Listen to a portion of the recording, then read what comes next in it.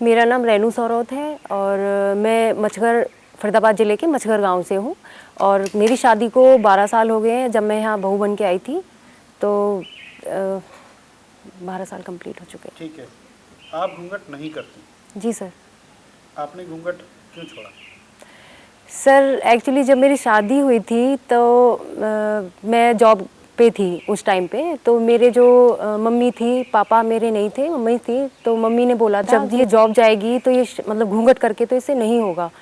तो जो मेरे बिचौलिए थे उन्होंने इस मतलब घूंघट के लिए कुछ पूछा था, तो मम्मी ने मना कर दिया था कि मेरी बेटी घूंघट नहीं कर पाएगी वहाँ पे, क्योंकि इसको आने जाने में बहुत परेशानी होगी। और वैसे तो फिर वहीं से ही बात चली थी ये मेरी घूंघट की। यहाँ आने के बाद फिर क्या दिखा?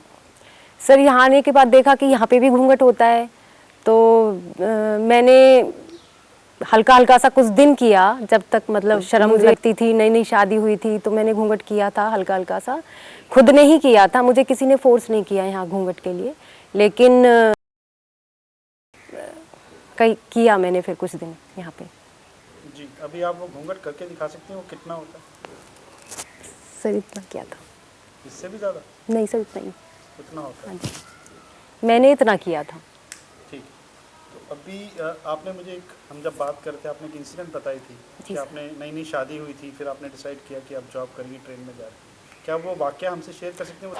सर जब मेरी शादी हुई थी तो शादी के 10-15 दिन बाद मैं अपनी जॉब पे जाना स्टार्ट किया था, और जिस ट्रेन में मैंने पहली बार सफ़र किया था वो बहुत घबराई सी थी, डर भी लग रहा था, नई नई शादी थी, तो मैं हल्का घूंघट करके गई थी। तो जैसे मैं जॉब से वापस आई तो कुछ लड़के थे, शोलाका के थे, कुछ बंचारी के थे। थी सभा सन सब लोग डरे, थी सभा सन सब लोग डरे, चुप थे या थे बेहोश पड़े, केवल 2 नर नाघाते थे, भीष्म विदुर सुख पाते थे, कर जोड़ खड़े प्रबोधित निर्भय, दोनों पुकारते थे जय जय। तो वो मुझे कमेंट करने लगे, बोलने लगे बदतमीजी से, पता नहीं भाभी जी यार कैसी है, ये है वो, मतलब बहुत काफ़ी कुछ उन्होंने मुझसे बोला। तो मैं बहुत डर गई थी, तो मैंने फिर भी उनकी तरफ नज़र उठा के नहीं देखी। एक लड़का था जो बिल्कुल मेरे सामने बैठा हुआ था, तो मैंने उससे पूछा नहीं, उसने मुझे बोला कि भाभी नमस्ते, तो मैंने उसको कोई जवाब नहीं दिया। तो मैंने उसको देख लिया कि ये मेरे सामने ही बैठा था, मैंने उसे देख लिया। बाकी फिर मैं खड़ी होके ट्रेन की खिड़की पे आ गई थी। मुझे इतना डर लग रहा था, तो मैंने सोचा था कि अगर ये मुझे कुछ ज़्यादा फालतू बोलेंगे तो मैं कूद ही जाऊंगी ट्रेन से। तो मैं वापस आ गई घर पे, आके अपने हस्बैंड को बताया, हस्बैंड साथ में ही थे, मुझे लेने आए थे ट्रेन स्टेशन पे। तो मैं रोने लगी घर आके, तो मेरी ननद ने पूछा कि क्यों रो रही है इतना। मैंने कहा मेरे साथ ऐसे ऐसे हो गया। तो अगले दिन हस्बैंड मेरे साथ गए थे, तो उन्होंने उस लड़के को पहचाना। मैंने बताया सुबह कि ये लड़का था, वो मेरे सामने बैठा था।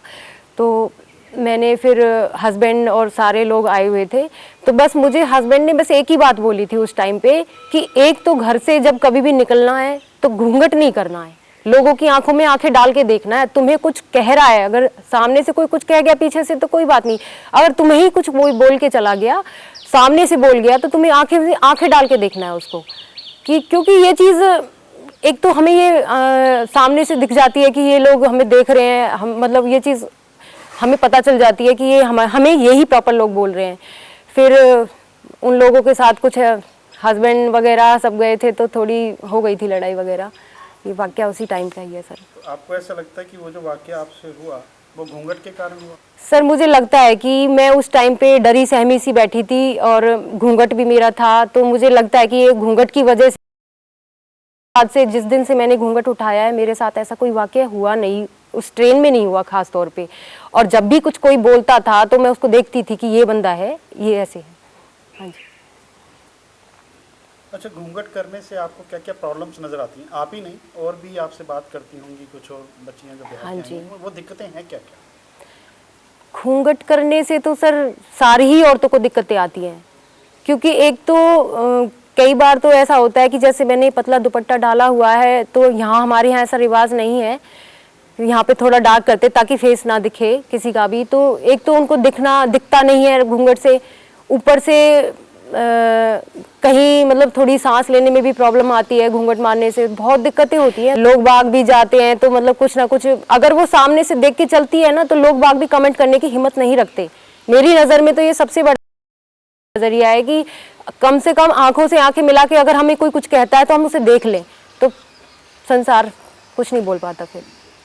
तो आपको क्या लगता है कि एक बेसिक अधिकार होते हैं किसी भी इंसान के, किसी को खुल के देखना, बिना पर्दे के, और खुद भी दिखना, हाँ जी, ये बेसिक अधिकार है, ये छिन जाता है घूंघट से? छिन जाता है सर, बिल्कुल छिनता है। पूरा बताइए। हाँ जी, क्योंकि देखो नारी का, यहाँ लोगों का मानना है कि नारी का जो गहना है वो शर्म है, आँखों की शर्म है। तो हम अगर कहें कि हम अगर अपनी आँखों से उन लोगों को, मतलब जो हमसे कुछ कह जाते हैं या कुछ हमसे गलत बात कर जाते हैं, अगर हम अपनी आँखों से उनको देख लेते हैं तो ये लोग मतलब गलत सोचते हैं इस बात को कि ये देखो कैसे उठा के आंखें उठा के देख रही है, बहुत कुछ बातें बनाते हैं, कैसे दादी बनी फिर रही है, और ये तो बातें होती हैं जो हमें सहनी पड़ती हैं इस चीज़ के लिए। तो बस इसी वजह से घूंघट मुझे थोड़ा अच्छा नहीं लगता। क्या मुझे वो 5 कारण बता सकते आपके गांव में ऐसे कितने आप जैसे केसेस हैं जो घूंघट नहीं करते? मेरे गांव में घूंघट है, कुछ 10% है ऐसे मेरे सामने, क्योंकि जब मैं जाती हूँ, क्योंकि मैं एज ए फील्ड वर्कर काम करती हूँ, तो लोगों को जब मैं बातचीत करती हूँ, लोगों से देखती हूँ, उनके घर में उनके ससुर जी से पर्दा नहीं होता, वो बातें करती है बिल्कुल सामने से।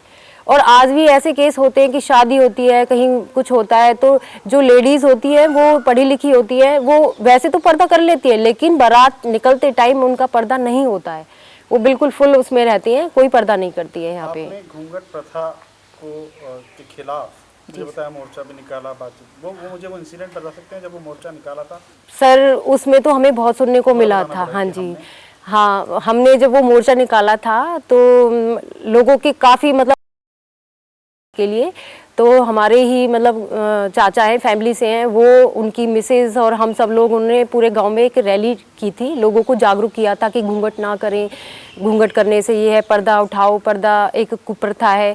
तो लोगों ने यहाँ तक कि ये बोला था कि मैं उसको बोलना नहीं चाहती कैमरे पे, क्योंकि बहुत मतलब गंदा वर्ड है, और ये तो दादी बनी फिरेंगी, अब तो ये सबसे पूरे गांव से घूंघट उठवा देंगी, अब तो ये फलाना करा देंगी, और इनमें क्या शर्म है, क्या इज्जत है इनकी, और ऐसे करती है, अपने ससुर से बोलेंगी। मेरा मानना है कि ससुर जी भी एक पिता समान होते हैं। तो हाँ जी, तो जो पिता का ओहदा होता है वो हम अपने घर से, अपने पीहर से उनको मान के चलते हैं, जो ससुर होते हैं वो भी हमारे एक पिता होते हैं। तो अगर लोग इस सोच को समझ जाए तो ये चीज़ लोगों के में सोच भी ना आए, अगर ये लोग समझ जाए। आप अपने प्रोफेशन के बारे में हमें थोड़ा बताएंगी कि आप क्या करती हैं, कितनी आपने पढ़ाई की हुई है? सर मैं एक आंगनवाड़ी कार्यकर्ता हूँ, मैंने MBA किया हुआ है। लोगों ने मुझे कई बार टोका कि इतना पढ़ लिख के तू एक आंगनवाड़ी कार्यकर्ता करती है, ये फील्ड जॉब है, ये करती है। मैंने कहा कि जॉब कोई छोटी नहीं होती, फील्ड जॉब होता है समाज सेवा। अगर हम समाज से डायरेक्ट इंटरेक्ट होते हैं तो हम लोगों को अपनी बातें कहने का अवसर देते हैं। अगर मुझे लगता है कि घूंघट प्रथा एक कुप्रथा है तो मैं लोगों को जाके उनको ये स्पेशली बताती हूँ, उनसे मीटिंग करती हूँ कि घूंघट करने से कुछ नहीं होता, शर्म तो आंखों की होती है। अगर हम आंखों से शर्म करते हैं तो घूंघट करने की कोई ज़रूरत नहीं है। वो भी एक इंसिडेंट है कि लोग उन्हें ये कहते हैं कि आप घूंघट तो इतना गज का कर लेती हो, गालियां उनको 1000 देती हो। तो ये जो गालियां देने का मतलब होता है, तो इसका मतलब तुम कहाँ की शर्म करती हो? वो शर्म भी तो नहीं है फिर लोगों में कि तुम अपने ससुर से इतनी गालियां दे रहे हो, इतनी बुरी बुरी उनसे बोल रहे हो, घूंघट करके बोल रहे हो, तो तुम फिर किस बात का, तुम्हें इस बात का फायदा हो रहा है? तो घूंघट करने से अच्छा है कि अपनी आंखों में शर्म रखो, अपनी आंखों से उनको देखो और उनकी इज्जत करो। क्या लगता है कि ये कुप्रथा आपके गाँव से कितने सालों में हट जाएगी? सर मुझे तो है, अभी इसमें टाइम लगेगा, क्योंकि लोग अभी धीरे धीरे इस बात, क्योंकि अभी स्टार्ट हुई है ये कि अब जैसे हमारी पीढ़ी आ रही है, हमसे पहले भी हमारी जो चाची सास थी वो भी पर्दा नहीं करती थी, वो भी एजुकेटेड थी। तो अब जैसे धीरे धीरे ये होता जा रहा है तो लोग मानते जा रहे हैं इन बातों को, आगे आने वाली पीढ़ियाँ भी इसको घूंघट को हटा रही हैं। मुझे मेरे सवाल का जवाब नहीं मिला। आपके गांव से घूंघट प्रथा कितने साल में हट जाएगी? लगभग है अभी 15-20 साल तो लग जाएंगे सर। 15-20 साल? हाँ जी बिल्कुल लगेंगे। देश को आज़ाद हुए इतना समय हो गया, अभी 15-20 साल? 20 साल लगेंगे सर। मैं लोगों को बस इसी बात से इंटरेक्ट करती हूँ ज़्यादातर कि तुम कम से कम पर्दा मत किया करो, उनकी इज्जत रखा करो, इज्जत तो आंखों की है। तो क्यों लगता है 20 साल और लग जाएंगे? सर मुझे इसलिए लग रहा है क्योंकि धीरे धीरे अब मेरे ही पड़ोस में ऐसी लेडीज़ हैं जिनको मैं बार बार बोलती हूँ कि क्यों पर्दा करते हो, क्यों पर्दा, लेकिन वो हमारे थोड़े से बाल भी दिख जाते हैं ना तो बस बोलती दादी अम्मा बनी फिर रही है, जुड्डा जुड्डा खुला पड़ा है, जुड्डा उघाड़ के चल रही है, पता नहीं क्या क्या सुनने को मिलता है उनसे। एक सवाल और मेरा, ये घूंघट से जुड़ा हुआ नहीं है। हाँ जी। आप जिस गांव में रहती थी, जहाँ पढ़ती थी, जिस घर की बच्ची थी, वहाँ आपको कुछ भी पहनने का हक था? हाँ जी सर। पहनने का, ओढ़ने का, जी सर। चाहे टी शर्ट हो, जीन्स हो, जैसे आज हम शहरीकृत गाँव में देख भी रहे हैं। यहाँ आने के बाद घूंघट प्रथा अब आप घूंघट नहीं कर रही हैं, जी सर। आपकी बात सुनी भी जा रही है। मुझे एक बात बताइए, पहनने का हक आप लोग अभी, क्या आप जीन्स डाल के यहाँ गलियों में से निकल सकते हैं? नहीं सर, बिल्कुल नहीं निकल सकते। हमें इतना अधिकार यहाँ अभी इतना नहीं है कि हम यहाँ से जीन्स डाल के निकल जाएं, क्योंकि थोड़ा सामाजिक हमें लोगों को देखना पड़ता है। एक हमारा कल्चर जीन्स में नहीं है, हमारा कल्चर सूट सलवार में है। अगर आप सिंपल रहोगे, सादा रहोगे, वो लोगों में हमारी इज्जत बढ़ाता है, ना कि जीन्स डाल के जाना है यहाँ ऐसे करना। लेकिन इसकी कोई अभी ज़रूरत भी नहीं है, मैं समझती नहीं हूँ कि इसकी कोई ज़रूरत है। कपड़े पहनो। यहाँ बाहर घूम रहा था थोड़ा सा, तो मुझे एक बच्ची दिखी जिसने एक ट्राउज़र और एक टी शर्ट डाली घर के माहौल में। हाँ जी। वो जिस गांव में जाएगी, हाँ जी शायद उसको ये पर्दा प्रथा से छूट मिल जाए, बिकॉज आप लोग इतना काम कर रहे हैं, शायद उससे नहीं मिलेगी। आपको क्या लगता है? सर, वो तो उनकी पढ़ाई के ऊपर, उनकी शिक्षा के ऊपर है। जिस फैमिली में वो जाएगी, अगर वो शिक्षित फैमिली होगी तो शायद वो उनको लोअर टी शर्ट की भी इजाज़त दे दे। अगर वो लोअर टी शर्ट पहनती हैं तो इट मीन्स कि वहाँ के लोग उसको अपनी बेटी की तरह देखते हैं, अपनी बेटी की तरह मानते हैं, अपनी बेटी की ही तरह उसे समझाते हैं। तो ये कोई गलत नहीं है अगर आप जीन्स पहनते हो, लोअर टी शर्ट पहनते हो। ये तो लोगों का नज़रिया होता है, वो किस तरीके से सोचते हैं, किस तरीके से उनकी भावनाएं बाहर व्यक्त होती हैं। तो ये तो लोगों का नज़रिया है। जी, तो आपने मुझे बताया कि जब आप आई तो कुछ दिन आपने घूंघट किया। हाँ जी सर। वो क्या है वो वाला, मेरे को थोड़ा वो 5 दिन में क्या लगा था वो शेयर कर सकती हूँ? घूंघट के पीछे क्या क्या लगा था? सर, मुझे तो अच्छा नहीं लगा, क्योंकि मैं खुद एक एजुकेटेड थी। घर से जब मैं जाती थी अपने पीहर से ही, तो मैं बिल्कुल खुल के जाती थी, कभी मैंने सिर पे चुन्नी तक भी नहीं डाली थी। जैसे ही मैं यहाँ आई तो मम्मी ने जैसे मुझे बताया कि नहीं बेटा ऐसे रखते हैं, ऐसे करते हैं, तो मैं घूंघट में रही तो मुझे बहुत ही ज़्यादा सफोकेटेड होता था। मैं बस यही सोचती थी कि मैं इतना पढ़ लिख के कहाँ घूंघट में आ गई। अच्छा, घूंघट के आगे क्या है? घूंघट अब नहीं है तो? घूंघट के आगे सर आज़ादी है, बहुत आज़ादी है। माता पिता को, जो हमारे सास ससुर हैं वो भी हमारे माता पिता की तरह हैं, उनको हम वही रिस्पेक्ट देते हैं जो हमारे, जब हम घूंघट करते हैं अपने ससुर जी से तो हमें लगता है कि हमारे ससुर जी हैं। हमारे पिता का दर्जा तो मुझे तभी लगता है जब हम उनको बिल्कुल आमने सामने बैठकर बात करते हैं। मेरे ससुर जी हमें बहुत छूट देते हैं, मतलब कोई नहीं, हम खाना खाते हैं तो हमारे साथ खाना भी खा लेते हैं, तो हमें कोई इस चीज़ में परेशानी नहीं है। इतनी परंपराएं हैं, हमारा हिंदुस्तान परंपराओं का देश है। जी सर। हम काफ़ी परंपराएं कैरी करते हैं। हाँ जी। और अच्छे से करते हैं, हम भी करते हैं, आप भी करते हैं। तो एक घूंघट भी एक अच्छी परंपरा है जो आपके बुजुर्गों ने बनाई, उसको फॉलो कर लीजिए। आपको दिक्कत क्या है? नहीं सर, एक अच्छी परंपरा नहीं है। घूंघट हमारे बुजुर्गों ने बनाई, ये पीढ़ी दर पीढ़ी चलती आ रही है, तो ये हमारे बुजुर्गों ने नहीं बनाई, ये बहुत पीछे से बनती आ रही है, तो ये बुजुर्ग इसको फॉलो करते आ रहे हैं।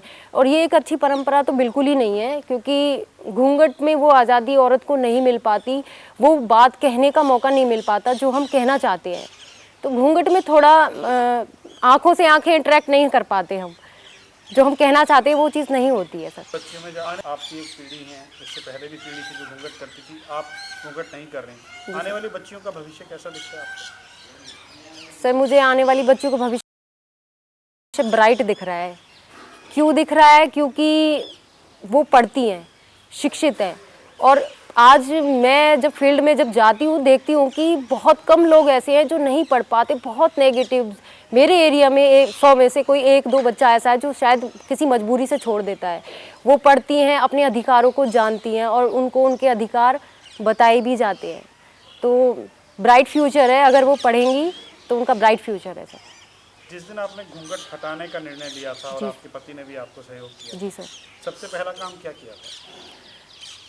सर, मैंने सबसे पहला काम बस घूंघट हटा के आंखों से आंखें इंटरेक्ट करना शुरू कर दिया था। बिल्कुल सर। चेहरे पे ऐसी चमक आ गई? जी सर, बिल्कुल खुशी हुई थी। मैं जब घर से बाहर निकलती थी तो मैं लोगों को नहीं देखती थी कि लोग मेरे बारे में क्या कह रहे हैं। कहते थे बहुत कुछ, जैसे बोलती थी तो पता नहीं क्या क्या मुझे सुनने को मिला था, लेकिन मैं उनको देखती भी नहीं थी, इग्नोर करती थी सबको। तो मुझे अब बहुत ही आज़ादी है इस चीज़ की।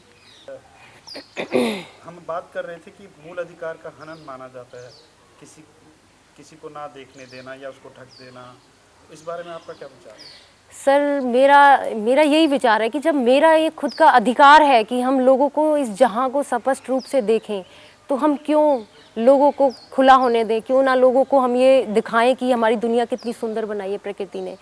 तो घूंघट नहीं होना चाहिए, कभी भी नहीं।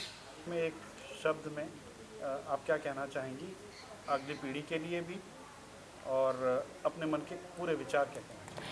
सर मेरा यही विचार है कि जब मेरा अधिकार है इस पूरे जहां को खुले रूप से देखना, स्पष्ट रूप से देखना, इसकी प्रकृति को देखना, तो क्यों ना हम मिलकर सब घूंघट हटाएं और इस जहां को पूरे खुले आंखों से देखें। घटना उस समय की है जब पांचों पांडव चौथे वर्ष का वनवास काटकर वापस आते हैं और दुर्योधन से अपना अधिकार मांगते हैं, और दुर्योधन उन्हें सुई की नोक के बराबर भूमि देने से भी इनकार कर देता है। तो भगवान श्री कृष्ण स्वयं उनके शांति दूत बनकर हस्तिनापुर में जाते हैं। वहाँ पर जो परिदृश्य उपस्थित होता है, राष्ट्रकवि दिनकर ने बड़ी ही सुंदर शब्द चित्रों में उसे उकेरा है। मैं उसी को आपके सामने प्रस्तुत करती हूँ।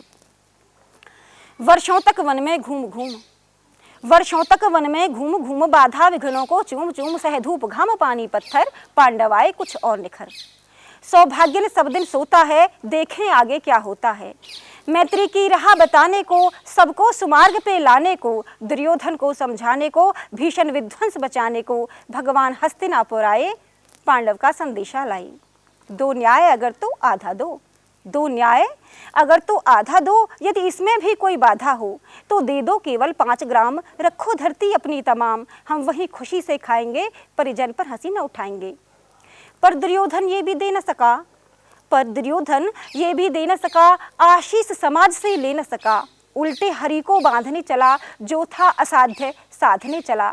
जब नाश मनुज पर छाता है, पहले विवेक मर जाता है। हरि ने भीषम हुंकार किया, हरि ने भीषम हुंकार किया, अपना स्वरूप विस्तार किया, डगमग डगमग दिग्गज डोले, भगवान कुपित होकर बोले, जंजीर बढ़ाकर साध मुझे, हाँ हाँ दुर्योधन बांध मुझे।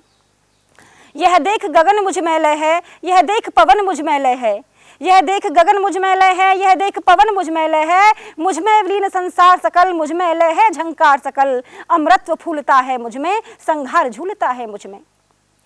उदयाचल मेरा दीप्तिभाल, भूमंडल वक्ष स्थल विशाल, भुज परिधि बंध को घेरे हैं, मैं नाक मेरु पग मेरे हैं। दीर्घ हैं तो दृश्य कांड देख, दीर्घ हैं तो दृश्य कांड देख, मुझ में सारा ब्रह्मांड देख, चर अचर जीव अक्षर अक्षर, नश्वर मनुष्य सुर जाति अमर। शतकोटि सूर्य शतकोटि चंद्र, शतकोटि सरित सर सिंधु मंद, शतकोटि ब्रह्मा विष्णु महेश, शतकोटि जिष्णु जलपति गणेश, शतकोटि रुद्र शतकोटि काल, शतकोटि दंडधर लोकपाल, जंजीर बढ़ाकर साधने, हाँ हाँ दुर्योधन बांधने। भूलोक अतल पाताल देख, भूलोक अतल पाताल देख, गत और अनागत काल देख, यह देख जगत का आदि सृजन, यह देख महाभारत कारण, यह देख जगत का आदि सृजन, यह देख महाभारत कारण, मृतकों से पटी हुई भू है पहचान, कहाँ इसमें तू है। अंबर में कुंतल जाल देख, अंबर में कुंतल जाल देख, पद के नीचे पाताल देख, मुट्ठी में तीनों काल देख, मेरा स्वरूप विकराल देख। सब जन्म मुझी से पाते हैं, फिर लौट मुझी में आते हैं। जिह्वा से कढ़ती ज्वाल सघन, जिह्वा से कढ़ती ज्वाल सघन, सांसों से पाता जन्म पवन, पड़ जाती मेरी दृष्टि जिधर, हंसने लगती है सृष्टि उधर। मैं तभी मूंदता हूँ लोचन, छा जाता चारों ओर मरण। तू मुझे बांधने आया है, जंजीर बड़ी क्या लाया है। जो मुझे बांधना चाहे मन, तो पहले बांध अनंत गगन। जो शून्य को साध ना सकता है, वो मुझे बांध कब सकता है। हित वचन नहीं तूने माना, हित वचन नहीं तूने माना, मैत्री का मूल्य ना पहचाना। तो ले मैं भी अब जाता हूँ, अंतिम संकल्प सुनाता हूँ, याचना नहीं अब रण होगा, याचना नहीं अब रण होगा, जीवन जया की मरण होगा।